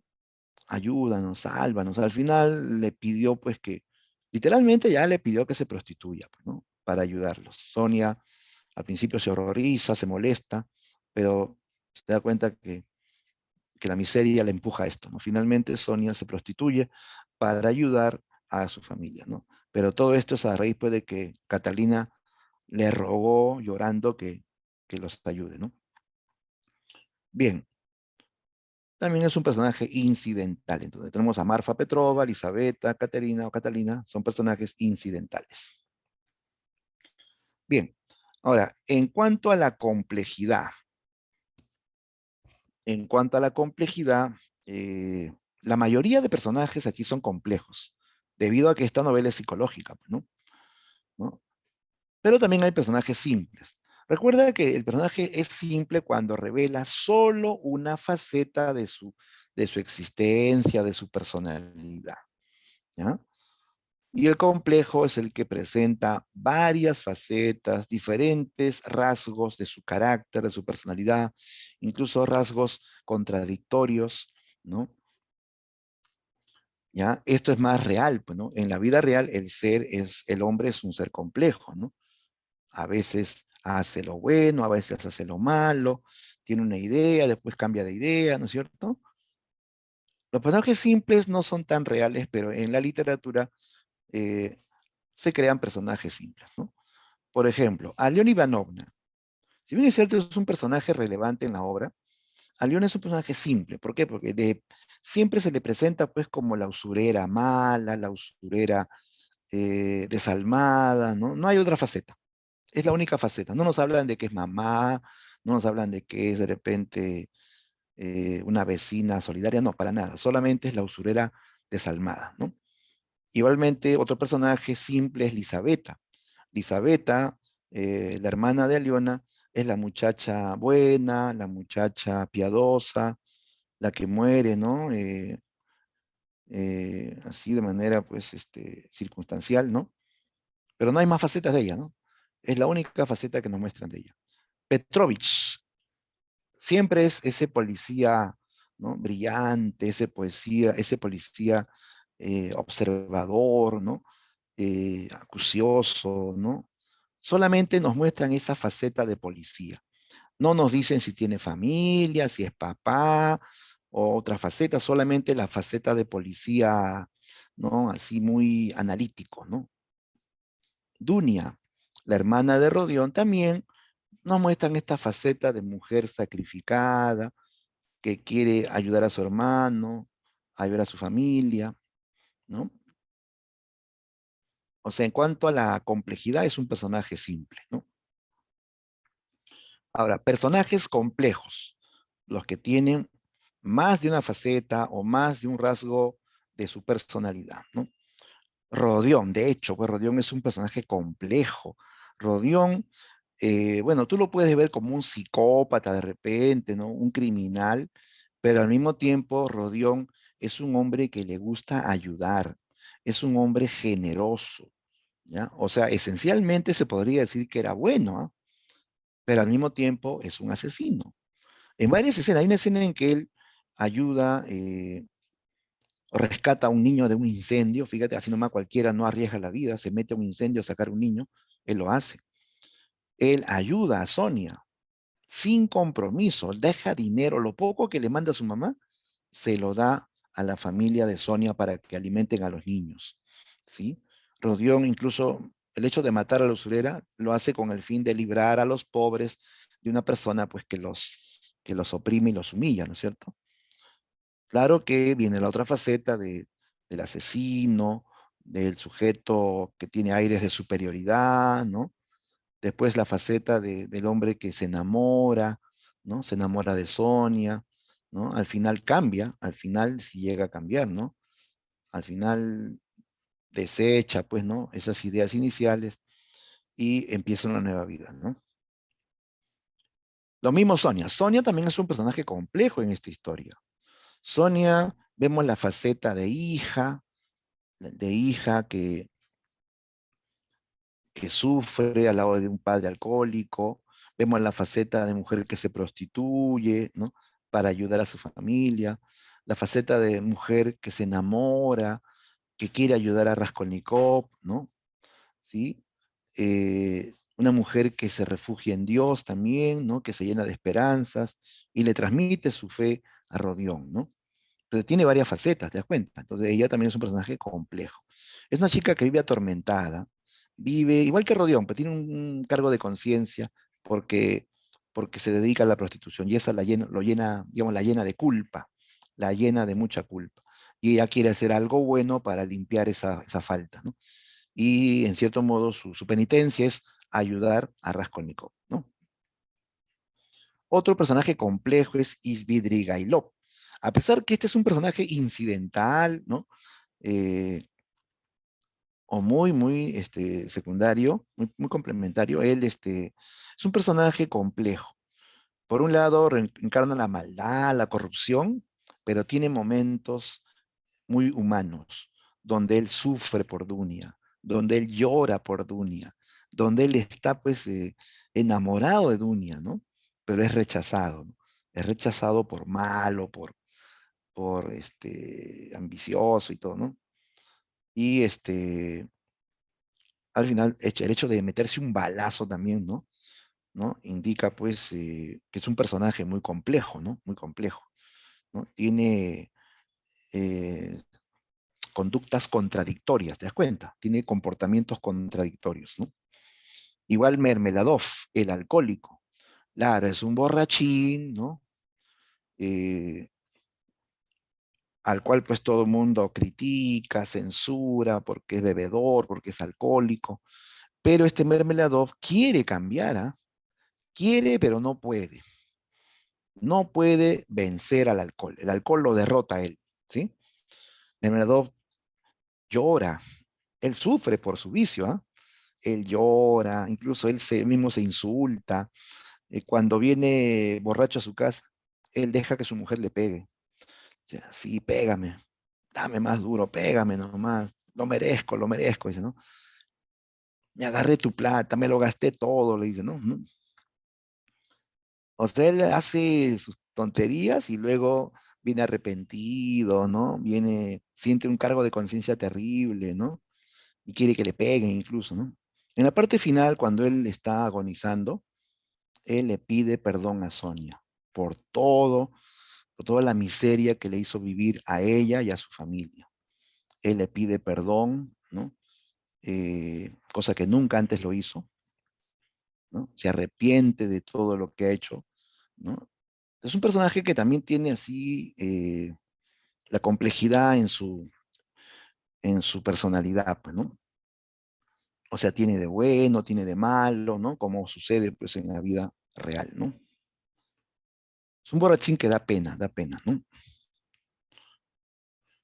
Bien, por acá tenemos personajes según sus transformaciones, estáticos y dinámicos, ¿no?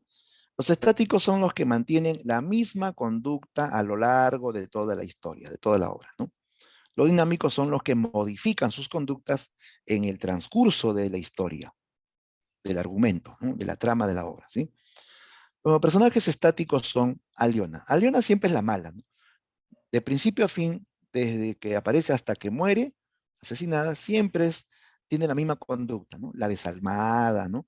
¿No? No hay un cambio en ella, no es que se vuelva buena en algún momento, no hay ninguna escena en que ella sea así, pues digamos, bondadosa o solidaria o quiera corregir su conducta anterior, ¿no? Es estática. Igual Lucín. Lucín es el tipo que solo se ama a sí mismo, es un egoísta, un canalla, ¿no? Su lema es ámate a ti mismo y no al prójimo, ese es su lema, ¿ya? Entonces mantiene esa conducta siempre, egoísta, canallesco, ¿no? Soberbio, ¿no? Lisabetta, igual, Lisabetta es la chica que en el tiempo en que vive, porque vive poco en esta historia, es bondadosa, piadosa, ¿no? No le hallamos en ella otro tipo de conductas, no hay de que ella se amarga o que ella se venga de alguien porque le hizo daño, no, no. Pero en la vida real, ¿no? En la vida real todos nos amargamos en algún momento. En un momento estamos contentos, estamos tristes, estamos furiosos, en otro lado estamos, qué sé yo, haciendo algo bueno, de repente fallamos, ¿no? Eso es lo común, ¿no es cierto? Pero aquí vemos conductas que se mantienen constantes, ¿no? Son personajes estáticos, ¿no? Ahora, el dinámico es modifica las conductas. Por ejemplo, Raskolnikov, si analizamos a lo largo de la historia, este personaje sí cambia, ¿no? Al comienzo es un soberbio intelectual que se cree superior, tiene derecho de transgredir la ley, la moral común, ¿no? La moral es para los demás, no para mí, ¿no? ¿No? Entonces, esa conducta luego se va modificando. Cuando ya viene la etapa del sufrimiento, ¿no? Cuando conoce a Sonia, sobre todo, ahí comienza él a cambiar, ¿no? Comienza a darse cuenta que su teoría ha fracasado, se da cuenta que no es la solución. Sonia le hace entender eso y él lo acepta, lo comprende. Finalmente acepta su condena, a pesar que no hay ninguna prueba contra él, ¿eh? Él se entrega, ¿ya? No hay prueba. O sea, él podría estar libre tranquilamente, pero él se entrega porque ya no puede más con ese temor de que lo van a atrapar, o ese cargo de conciencia que lo atormenta día tras día, ¿no? Él decide entregarse voluntariamente. Y en prisión, Sonia lo acompaña, Sonia lo visita, y ella le da esperanzas de una vida nueva, ¿no? El autor termina diciendo que Raskolnikov finalmente era un hombre nuevo, ¿no? Ha cambiado, pues, ha cambiado su conducta. Entonces, es un personaje dinámico, ¿ya? Sonia también es un personaje dinámico, ¿no? Eh, ella va evolucionando, ¿sí? De ser, pues, una muchacha que tiene la conducta de hija que sufre, hija que se tiene que sacrificar, ¿no? A la faceta de prostituta, y en esa otra faceta pues vemos a otro tipo de conducta, ¿sí o no? Otro tipo de conducta. No es lo mismo la conducta de hija que la conducta de prostituta, ¿no? Al final, la conducta de mujer que quiere, en cierto modo, pagar su culpa, haciendo algo bueno, ayudando a Raskolnikov, el hecho de sacrificarse por él, de ir a la Siberia, ¿no? Dejarlo todo por él, ¿no? Entonces hace que Sonia sea un personaje también que muestra diferentes conductas, ¿no? Marmeladov también, ¿no? Un personaje que ciertamente al principio es un alcohólico perdido, pero al final pues se arrepiente, al final pide perdón por todo lo que ha hecho, ¿no? Son personajes que van a tener diferentes conductas, ¿no? Dinámicos, ¿no? Casi siempre los dinámicos son pues también complejos, ¿no? Son complejos, casi es una consecuencia de otra, ¿no? Bien, y vamos terminando por acá, chicos, los espacios en esta novela. O sea, cuáles son los lugares, los escenarios que aparecen en la novela, ¿no? Esta novela, chicos, se ambienta en gran parte en la ciudad de San Petersburgo, ¿ya? El escenario es la ciudad de San Petersburgo, en Rusia, pues, ¿no? Ahí está una foto de San Petersburgo del siglo XIX, ¿no? Ya, entonces, vamos a decir que el espacio, acá hay varios espacios, chicos, hay varios espacios. Primero, hay espacio abierto. eh, Se dice abierto cuando los personajes pueden desplazarse, ¿no? A diferentes lugares. Y como es una ciudad, obviamente, hay posibilidad de desplazamiento, ¿no? De gran desplazamiento. Rodion se pasea por la ciudad, comete el crimen y sale a la calle, ¿no? Pasea por las calles, ¿no? Lee periódicos en los puestos, pasa por la universidad, en fin, ¿no? Entonces, es un espacio abierto porque permite el desplazamiento de los personajes. También van a haber por momentos escenarios cerrados, cuando él permanece días encerrado en su cuarto, ese cuchitril, ese cuartito mísero, ¿no? Es un espacio cerrado, ¿no? O la casa de Sonia, él también visita frecuentemente la casa de Sonia, que también es un espacio cerrado, donde hay mucha miseria, muchas carencias, ¿no? ¿No? Eh, y en cuanto también al tipo de, de espacio, podemos hablar de un espacio urbano. De hecho, ¿no? Es urbano, no es el campo, no es un mundo rural, no es una zona campesina, es la ciudad, ¿sí? El escenario aquí es urbano porque ocurre en una ciudad, la ciudad de San Petersburgo, ¿ya? San Petersburgo en Rusia. Muy bien, listo chicos. Eso sería entonces respecto al análisis de los personajes, espacios y tiempos en esta historia. Aquí no hay complejidad en el tiempo ni en el narrador. Ya sabemos que ahí sí no hay opción de varias opciones. No es como en La ciudad de los perros, ¿no? Que hay varios tipos de narrador, que hay varios tipos de tiempo. Acá no. Acá el tiempo es lineal y el narrador es omnisciente, punto. No, no hay vuelta que darle, ¿no? Listo, chicos. Vamos a hacer la práctica. ¿Alguna pregunta? No sé si hay una consulta de parte del grupo, del aula.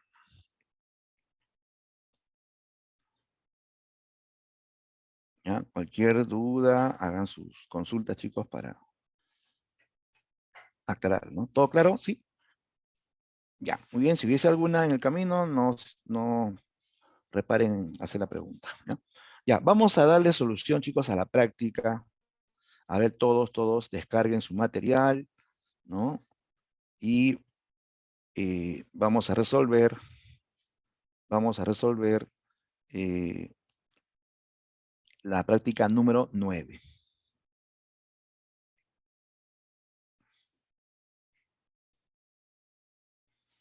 Ya, listos, comenzamos, vamos a empezar, ¿ya? Todos, a ver, leamos y participamos con las claves, ¿ah? Manden sus claves, chicos. Ya ver, primera pregunta. ¿Qué vínculo existe entre la denominada novela psicológica de Dostoyevsky y la visión de sus personajes? Allá, ¿cómo influye el hecho de que esta novela sea psicológica? ¿Cómo influye en los personajes? A ver, buscamos la idea que tenga coherencia con esto de novela psicológica y personajes, ¿no?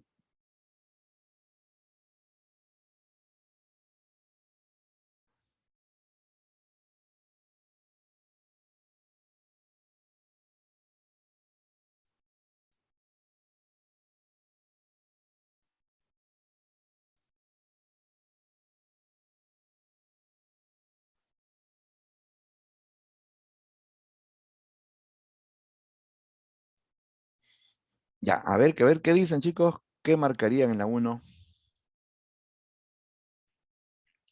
A ver, me dice Luis la B, Mariluz la B, Eric la B. Ah, por ahí veo una C también. Ángelo opina que puede ser la C. Cristín también opina que puede ser la C. A ver, veamos, ¿ah? ¿Qué relación hay entre el hecho de que sea novela psicológica con los personajes, ¿no? Y apartamos de la premisa que una novela psicológica es aquella que analiza eh, todo lo que corresponde al mundo interior de un personaje, ¿no? Su mente, su alma, ¿no? Sus temores, sus sufrimientos, etcétera, ¿no? ¿Ya? Entonces, teniendo en cuenta esa premisa, también vamos al punto. A ver, dice la B, plasma la enorme complejidad del mundo interior de sus héroes. La C, presenta individuos que lindan con la ruptura de las normas sociales. Ya. Eh,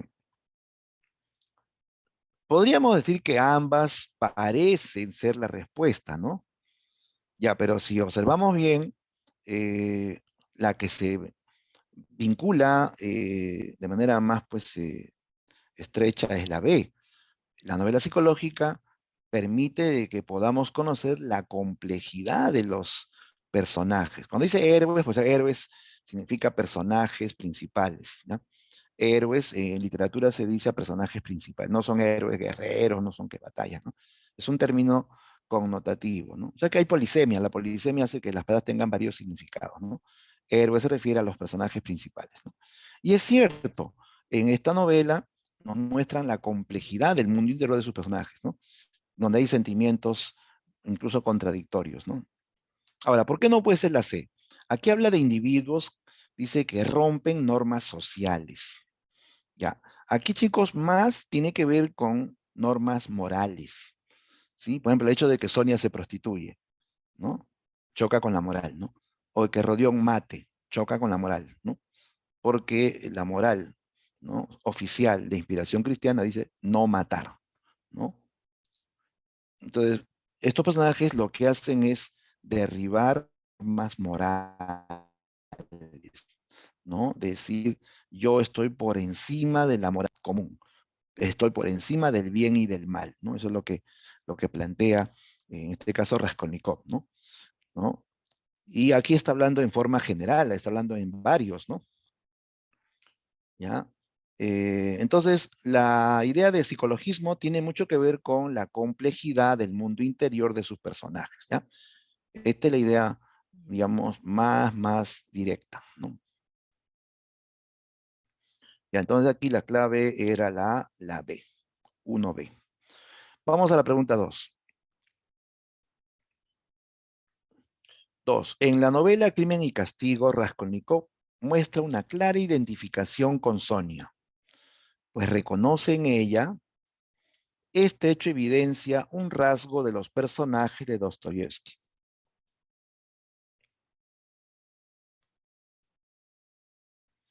Dice, Raskolnikov se identifica con Sonia porque reconoce en ella, este hecho evidencia un rasgo de los personajes de Dostoyevsky. A ver, completa, completa.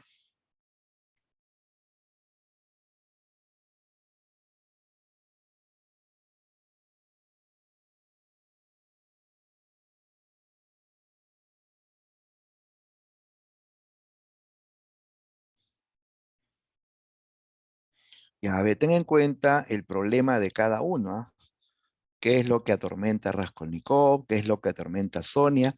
Porque ellos se parecen en algo, ¿no? Por eso que se identifican. ¿En qué se parecen los dos? Miren. Porque cuando tú te identificas con alguien es porque hay algo en común, ¿sí o no? ¿No?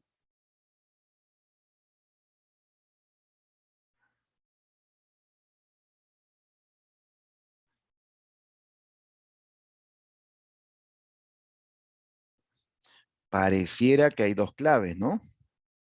A ver qué dicen. A ver, me dicen, profesor, la C, la C, la C, la C. Ah, ya, unánime, la C. Sufrimiento ante la desgracia. Y esto es una característica que se refiere a la solidaridad con el ser humano. Claro, esa es la mejor respuesta. Es cierto que los dos son pobres, ¿cierto? Eh, pero más allá de eso, porque ahí muchos son pobres, no solamente ellos, ¿no? Lo más, lo que más le conecta es que Rodión se da cuenta que ella sufre por ser prostituta.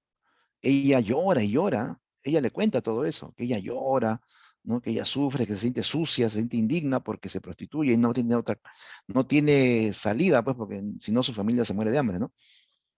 Y Rodión también sufre, ¿sí o no? Él también sufre por el crimen que ha cometido, sobre todo por haber matado a Elisabetta, que fue el gran error, ¿no? Eh, los dos han traspasado las barreras de la moral, ¿no? Los dos tienen cargo de conciencia, ¿no?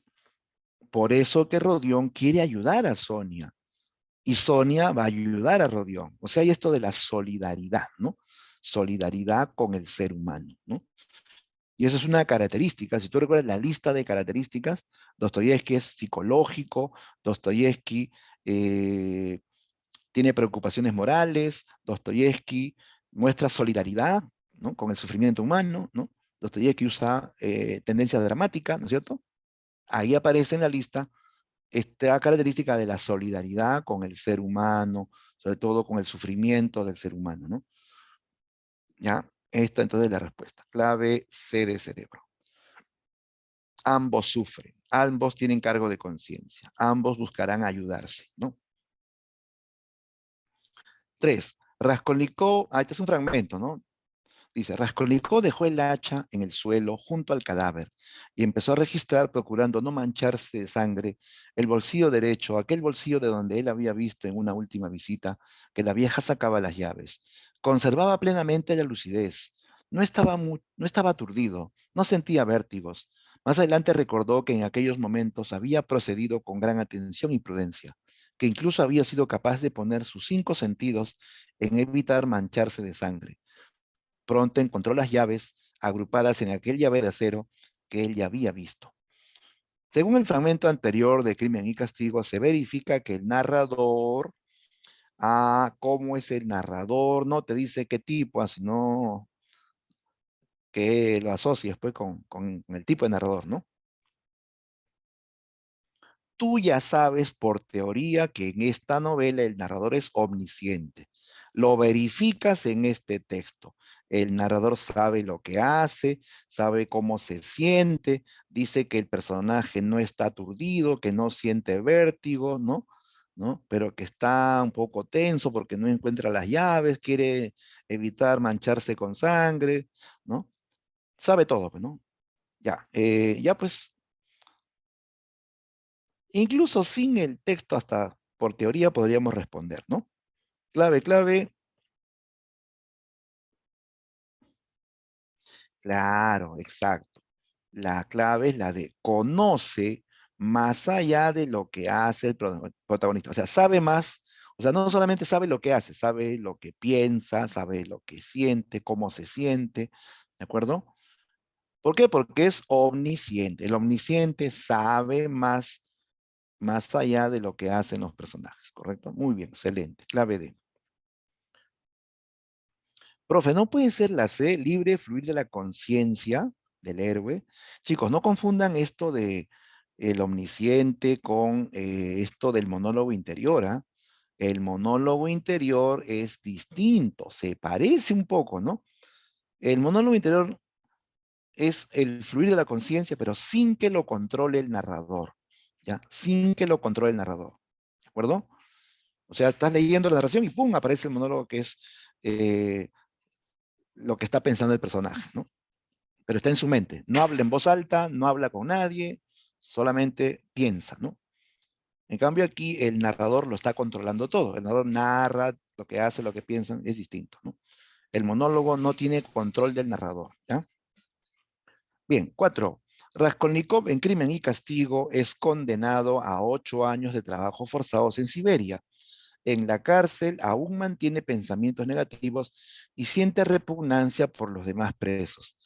Pero al pasar un año y enfermarse, se arrepiente y le da a entender a Sonia que se casarán y empezarán una nueva vida juntos. A partir de ello se puede colegir que Raskolnikov es un personaje, a ver, complejo porque carece de personalidad, ¿no? Descartado, no es porque carece de personalidad. Principal porque se vuelve un ser ordinario, mm, no sería la definición de principal, ¿no? Dinámico porque cambia de mentalidad o episódico porque presenta antivalores. Clave, clave, la D, pues, ¿no? Claro, porque aquí dice que cambia de conducta, se arrepiente al final, decide empezar una nueva vida con Sonia, ¿no? Entonces es dinámico porque cambia de mentalidad, ¿de acuerdo? Muy bien. 5. Los dos estaban delgados y pálidos, pero en aquellos rostros ajados brillaba el alba de una nueva vida, la aurora de una resurrección. El corazón de cada uno de ellos era un manantial de vida inagotable para el otro. Decidieron esperar con paciencia. Tenían que pasar 7 años en Siberia. Qué crueles sufrimientos y también qué profunda felicidad llenaría aquellos 7 años. Pero él había resucitado, lo sabía y lo sentía en todo su ser renovado. Y Sonia vivía tan solo para la vida de su amado, ¿no? Con respecto al fragmento citado, se aprecia que Sonia complementa las acciones del protagonista y cumple un rol decisivo en su conversión. Por ello se puede afirmar que es un personaje mm,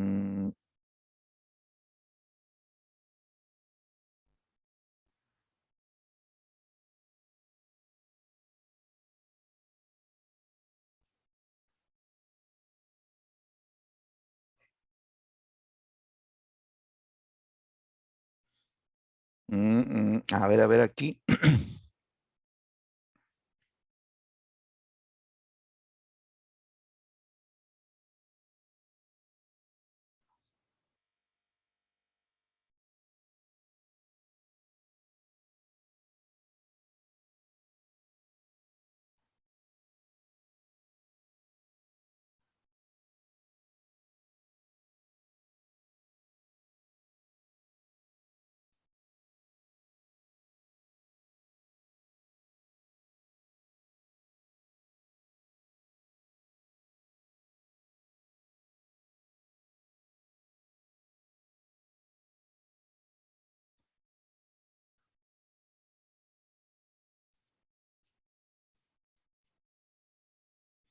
Sí, pero bajo esa premisa pareciera que, bueno, la idea está orientada a que ella al complementarlo hace un rol secundario en relación al protagonista, ¿no?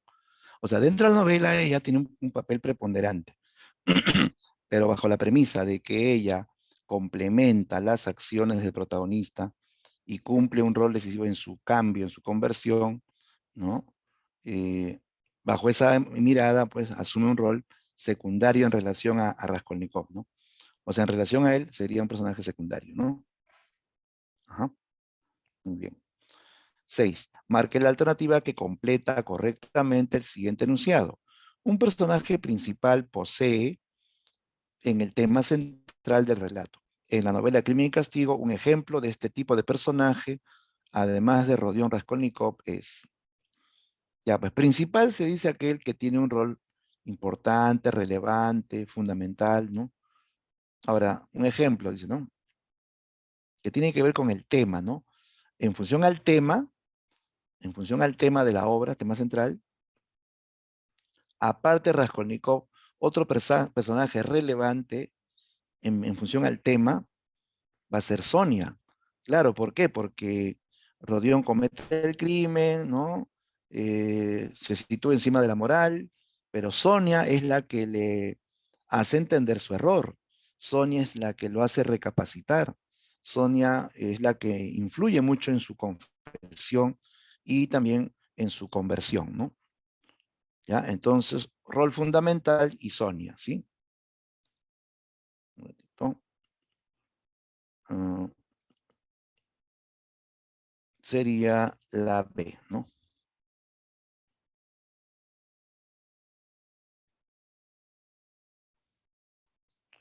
Ya, listo. Clave B. 7. En la novela Crimen y Castigo de Dostoyevsky se narran acciones que siguen un orden lógico y cronológico. En tal sentido, la narración dice sigue un orden lógico y cronológico.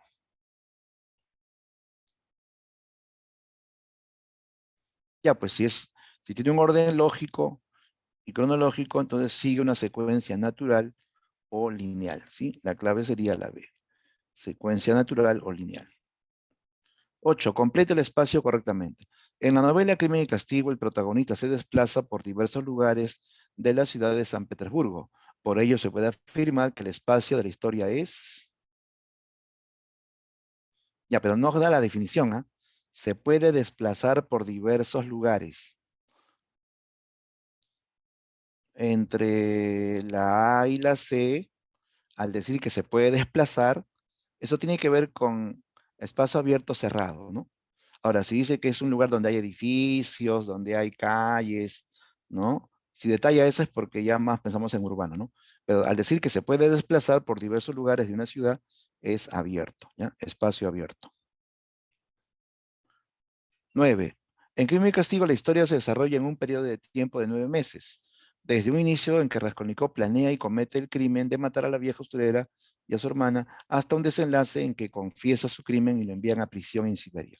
Según lo anteriormente expresado, 9 meses corresponde al tiempo, o sea, ¿qué tiempo dura? ¿Qué tiempo dura? Eso es el tiempo de la historia, ¿correcto?